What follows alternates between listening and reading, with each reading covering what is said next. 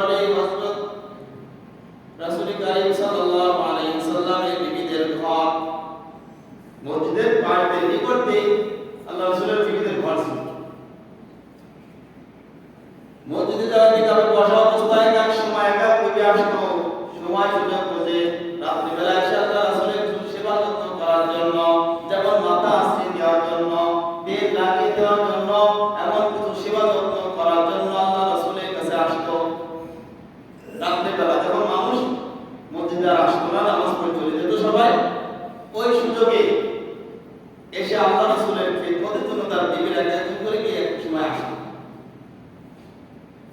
এইভাবে আল্লাহ রাসূলের চুয়াশি দেওয়ার জন্য তার বিবি হযরত হাফসা রাদিয়াল্লাহু তাআলা আনহা মসজিদে নববীতে আসছেন।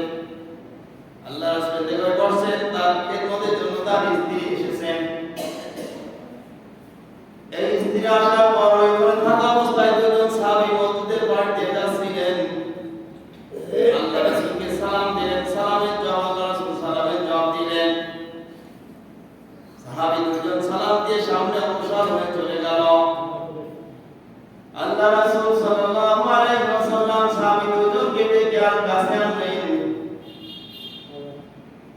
বললেন, কাছে ডেকে আমি তাদেরকে বললেন, ওখানে ভিতরে যে আছে সে এক অন্য কোন মহিলা নয়, তিনি হচ্ছেন আমার স্ত্রী হাফসা। সাহাবীদের দুজনকে ডেকে কি বললেন, যে মসজিদের সঙ্গে আমি কথা বলতেছিলাম, যে একজন নারী ভিতরে আছে, তা অন্য কোন নারী নয়, তা আমার স্ত্রী হাফসা। এবার সাহাবী দুজন বুঝতে পারছেন যে হয়তো আল্লাহ রাসূল আমাদেরকে দেখে মনে করছেন আমরা সন্দেহ করতে পারি, এই জন্য আমাদেরকে বলে বলছেন তার স্ত্রী নাম। সাহাবী দুজন বলছে, ইয়া রাসূলুল্লাহ, আমরা কি কখনো আপনাকে সন্দেহ করতে পারি? আপনাকে এত ভালোবাসি, এত মহব্বত করি, কখনো সন্দেহ করতে পারি না। সাহাবীরা কি বলছে, ইয়া রাসূল, আমি মনে করছি আমরা সন্দেহ করছি, কিন্তু আসলে না, কখনো আপনার মধ্যে কোনো সন্দেহ আসতে পারে না। আমরা আপনাকে অনেক ভালোবাসি। কেমন ভালোবাসা? একবার ওমর রাদিয়াল্লাহু তাআলা আল্লাহ রাসূল বলেছেন, ইয়া রাসূলুল্লাহ, আমি আপনাকে ভালোবাসি। নামাজ বলেন, ভালোবাসো না, কেমন ভালোবাসো? তোমার স্ত্রী, সন্তান এবং তোমার নিজের জানের থেকে বেশি ভালোবাসো? এবার নিজেকে নিজের মুরাবা চিন্তা করে দেখো, আমি কি আমার স্ত্রী, পরিবার, সন্তান নিজের মতো অথবা আমার নিজের থেকে কি রাসূলকে বেশি ভালোবাসি কিনা? মন থেকে সাক্ষ্য দিল না, অত ভালোবাসা এখনো হয়ে পারে নাই। বলছেন, না আল্লাহ রাসূল, না, এত ভালো এখনো বাসি পাই না, ভালোবাসি কিন্তু নিজের থেকে নয়। আল্লাহ রাসূল সাল্লাল্লাহু আলাইহি ওয়াসাল্লাম বলেছেন, যতক্ষণ না তুমি তোমার পরিবার, তোমার সম্পদ, তোমার এমন তোমার নিজের জানের থেকে বেশি আমাকে না ভালোবাসবা, ততক্ষণ প্রকৃত মুমিন হতে পারবে না।